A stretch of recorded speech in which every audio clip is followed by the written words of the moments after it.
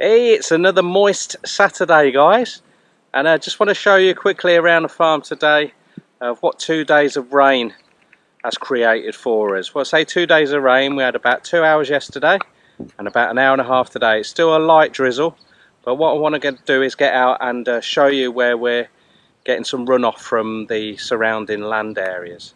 So let's have a look at our drainage canal first, or irrigation canal, storm drain, I don't know what to call it, but take a look at this. Pam pam! We are hydrated.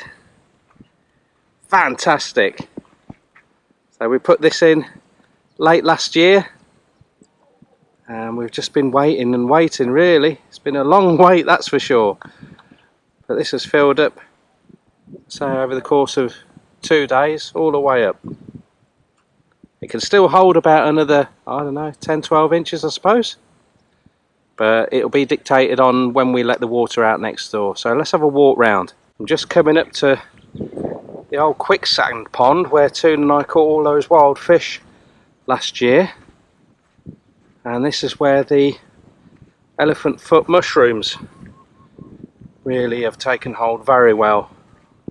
I don't know whether we'll be lucky enough to get another lake flush or not, but this area here, this was basically a marsh when we first moved onto the land.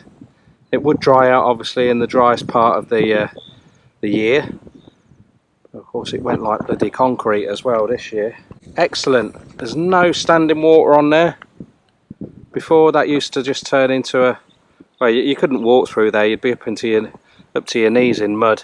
The longer we can keep it in here, the more it will hydrate the land, and the more it will gradually make its way through to the lake. You see, that's quite a lot lower on the inside. When we first had this little canal ditch idea, I did contemplate excavating through here and then have a pipe, like an overflow pipe, so when it reached full capacity there, to wash into here. And the reason I chose not to do it wasn't really to do with the cost, although it would have cost a fair few. It's to do with the runoff from the surrounding lands, and mainly the use of chemicals. You know, we're going to have some big fish in this lake in the future, so if someone's just sprayed, they have started spraying already, guys. So imagine they'd sprayed yesterday and then the rain set in. That would have just washed straight into the lake, so we don't want that. I know it can still seep through the layers, you know, underneath all this here. You know, the water will gradually make its way down and into there, but at least it's got time and some degree of filtration. I don't know how effective it will be. I don't know, it's the best of a bad job, but we just didn't want all that water running straight into the lake.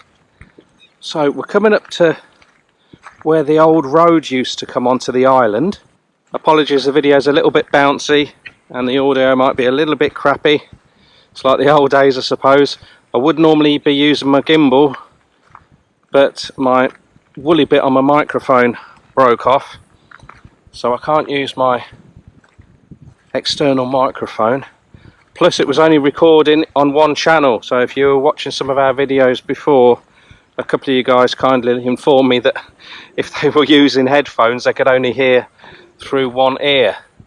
So I've ordered a stereo external microphone. Hopefully that'll be with us the next few days. Now I can hear something very exciting. Well, it is to me.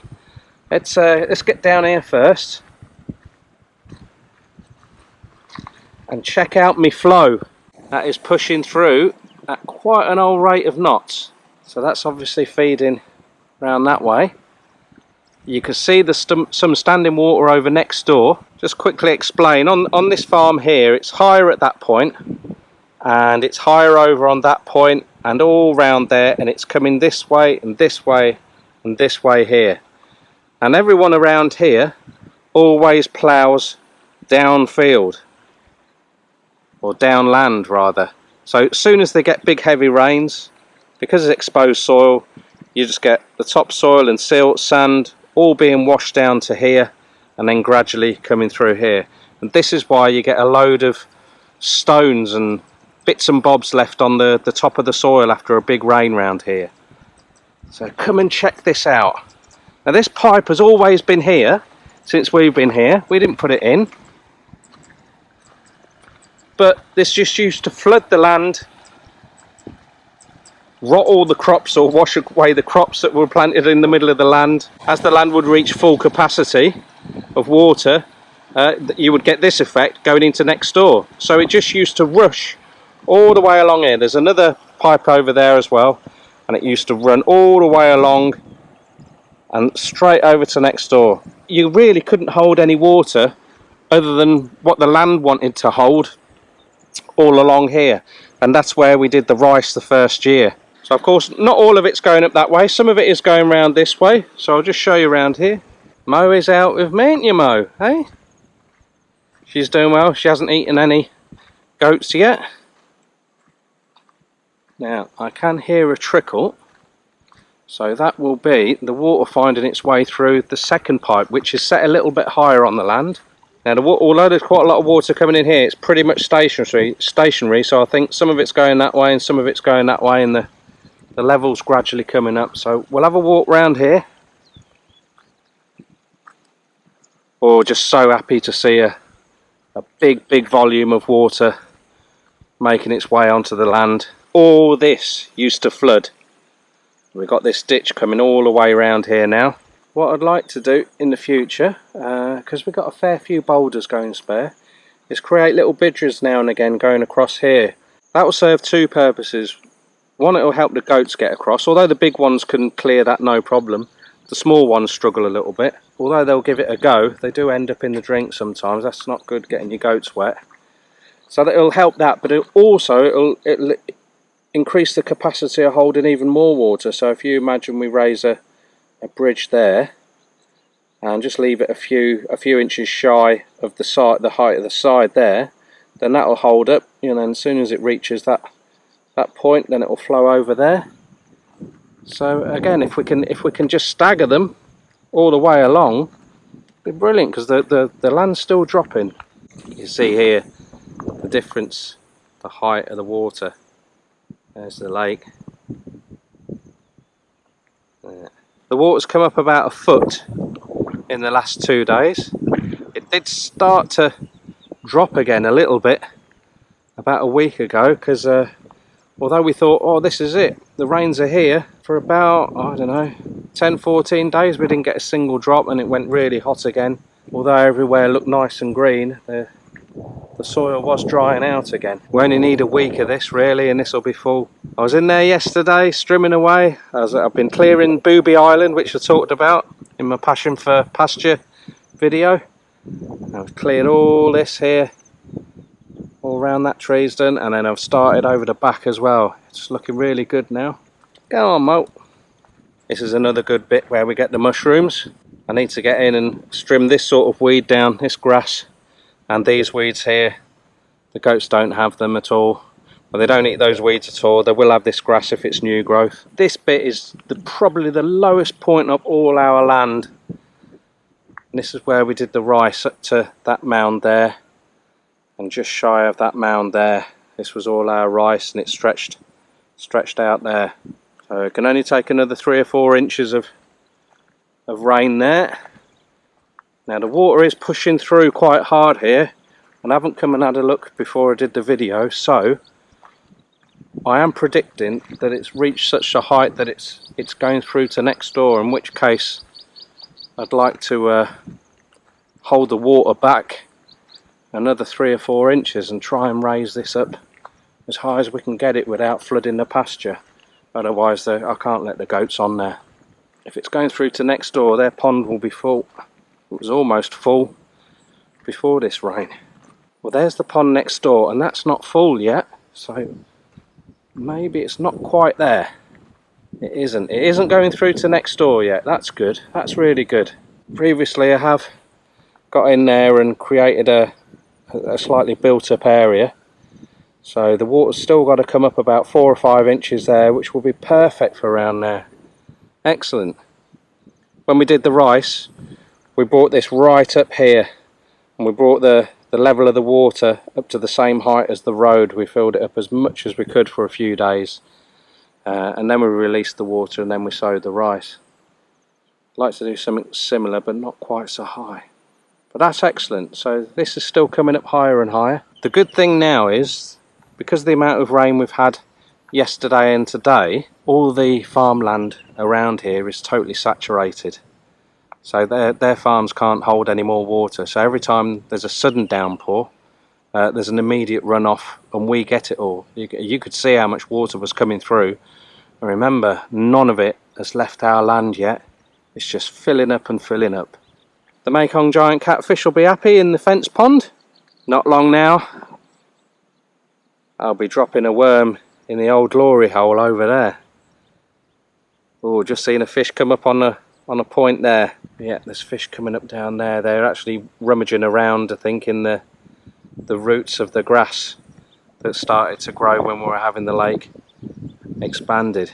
As the water level dropped very, very quickly as we were pumping the water out, it left the sides wet, and a lot of the growth, the grass that was growing around the outsides, that had gone to seed, blown into the water, and then as that comes to the side, sticks on the side and grows like that.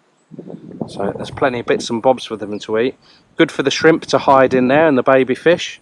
That's where the catfish and the snakehead will be chasing them to.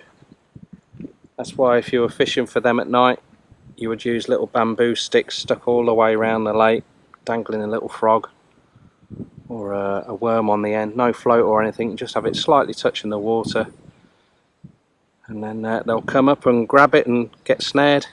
You walk along and you can see their head sticking out the water a lot of the time. We might do that in the future. We used to do it a lot in the paddy fields neighbouring round here, but it's been so dry for so long. I think it's going to take a few years for the fish to return and recover. I know there will be fish under the soil. They'll gradually come back up, but they'll have taken a real hammering. There's a little bit of standing water here, but nothing too bad.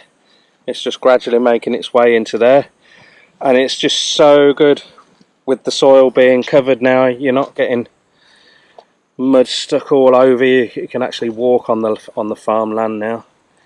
They're brilliant. And it's simple things like this give you so much pleasure now after so many months of worrying about how long the drought was going to last, and you know, we'd had to stop irrigating the bamboo. The fruit trees, we were giving them the absolute bare minimum. The ponds, we just stopped topping the ponds up, and we thought, right, if the fish start to struggle, we'll sacrifice one pond at a time and keep the others topped up. But it's just come just at the right sort of time, really. I dare say we will get the mud mushrooms that I mentioned before. This is the sort of heavy rainfall that's normally needed. If we get a couple of nice warm overcast days, we may even get the elephant foot mushrooms come back as well. That'd be brilliant. Still very overcast. Now that it's actually stopped raining though, what I'll do, I'll get the goats out. Although the grass is still quite wet, their undercarriage will get a little bit wet. But if the rains come back later, I won't get a chance to get them out again. And Toon and I normally go and cut a load of grass not too far from the farm, and put that in their house at night. But yesterday it was raining so much we could only really let them out again for the last half hour of light. So I might, while I got the opportunity, I might get them out. You might think, Lee, bloody hell, you're saying you got too much growth in there. Why don't you just go and cut that and put it in the house? Well, it's different grass, guys, and the more variety you can give your goats, the better. It's like you know, if you're into your vegetables, you know, if you ate just carrots, it's not as healthy as having a carrot and some peas, or a carrot, peas and potatoes, or throw a bit of broccoli on there. So there's many different varieties and species of vegetation for the livestock, as long as it's the right stuff, of course. So it doesn't take very long. It's probably quicker anyway, because we go on Ben Hur, and we found a couple of places where we can just leave Ben Hur, our chariot, by the side of the road, and as we cut the grass, it's straight into the baskets that are on on our motorbike, so it's straight out, straight back. It normally takes about half an hour, 45 minutes. Bullseye and Co will be out here with me very soon. It's a nice surprise for me when I published the last video about the pasture, because I wasn't sure, you know.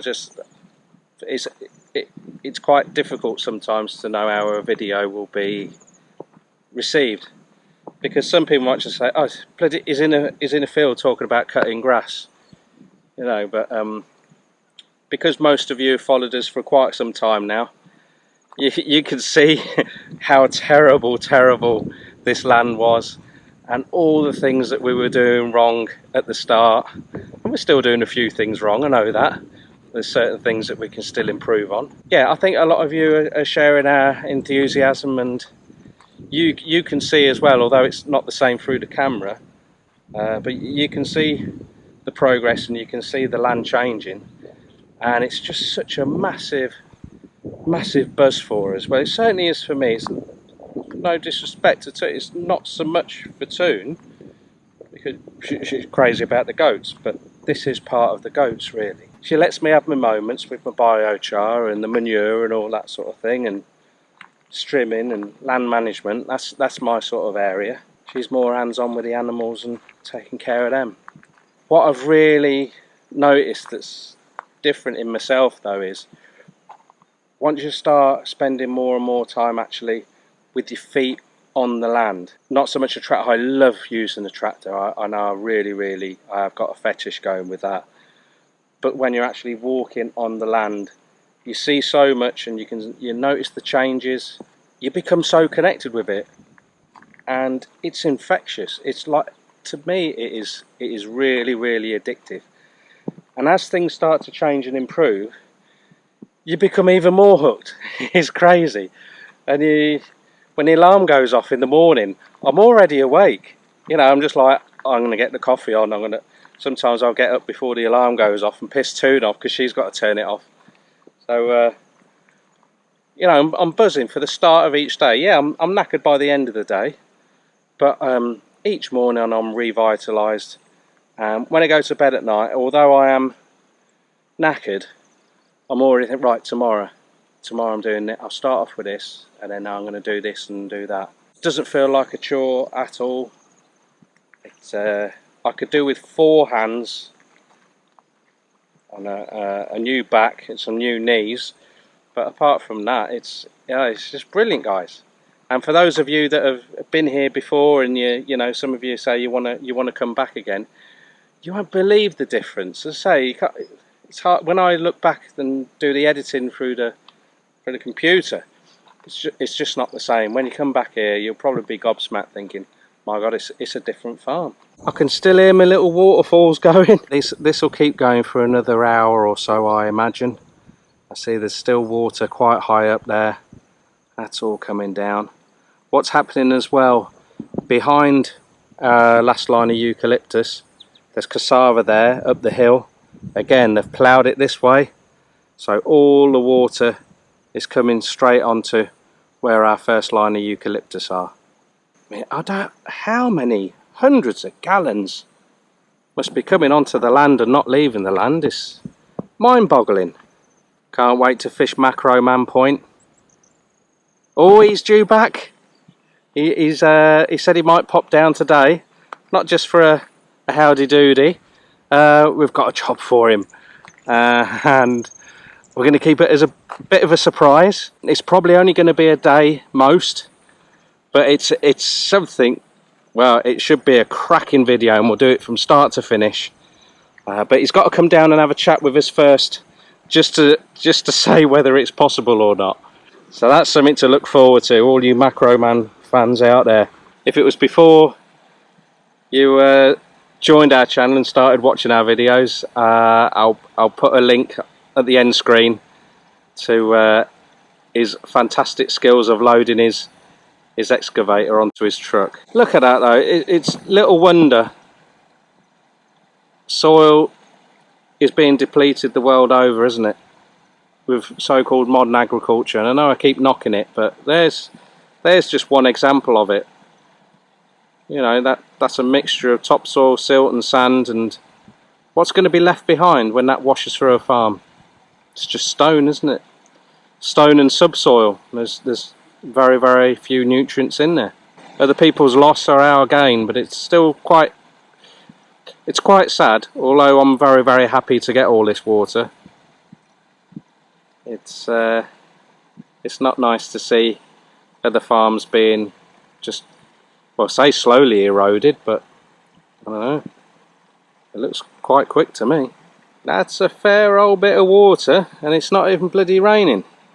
Years gone by, we'd have a net over that pipe and there'd be loads of fish in it. You just create like a little funnel catch net for them. No point now, no point at all. It's going to take a long time.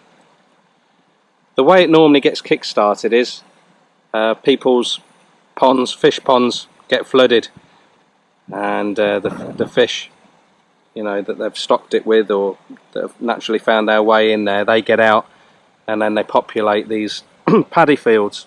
The other way is rivers burst their banks. Sometimes they'll open a big dam.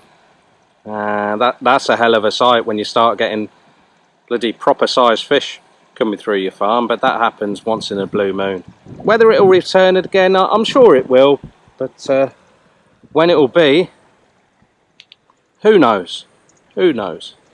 When you undertake these projects like excavating and major earthworks, certainly when you're doing it well in advance of when you think that they will be effective, so like this, yeah, there was a little bit of water here when we had it dug out, but it was, you know, we were well into the start of the dry season, so it was just constantly drying out.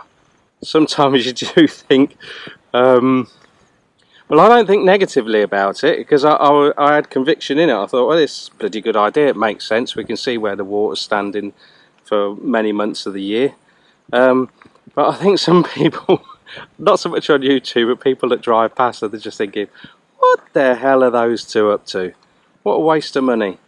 I don't think so. I think this is absolutely brilliant. There's quite a wide shelf there, so I've already started throwing all seed in there, the tropic sun hemp and the gatin. So that's stuff that grows quite tall.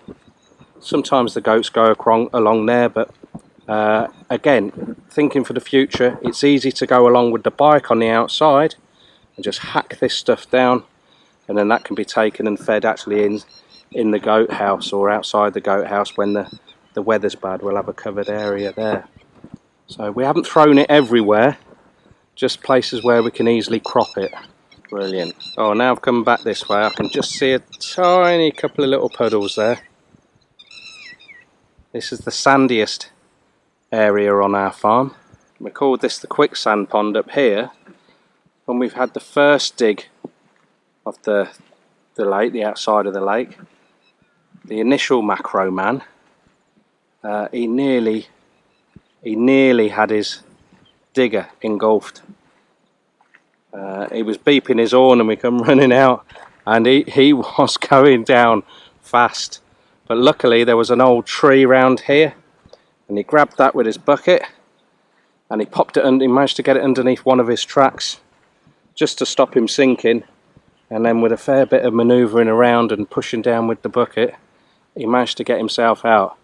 But he did, when he came out, he was white as a sheet when he got out of his cabin, and he said that's the closest he's ever come to losing a digger. So we always knew that the lake couldn't come out this far after that happened, and we thought, well, this is make a lovely little pond area, natural pond. And again, we've made it extra deep, so when it does dry out, all the water recedes back into here, and then you've got all your wild fish for free.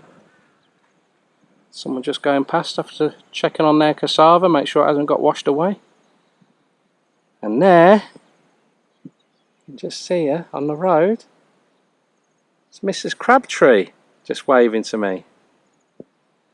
And she's got the two baskets on the back. She's not waiting for me to get back. She's often cutting the grass while she's got a window of opportunity. So that's my cue. I'm going to get back. She'll have locked up everywhere, but I'll grab the goats. And then hopefully by the time I get back with the goats, she'll have cleaned the house out. the baskets will be full with grass, and if I'm a really lucky boy, there'll be 2 beers waiting for me in the fridge. It's not all bad, is it? It makes it up for all the bloody hardship and all the months of no rain and losing a few bamboo. I will do an update on that. We lost a few, not many, less than 5. Palms are going crazy now, but that was a real concern. Again, we haven't been able to irrigate those, and they need a lot of water. So they were just hanging on with all the biochar and the manure, and then did a top layer mulch with all the chip-ins that we did with the shredder. Some of them as well, I've also been putting a layer of, what are they, Lee? Water hyacinth, thank you. So just anything we could utilise on the farm to try and stop this stuff drying out, we did. Been bloody hard work, and a worry as well.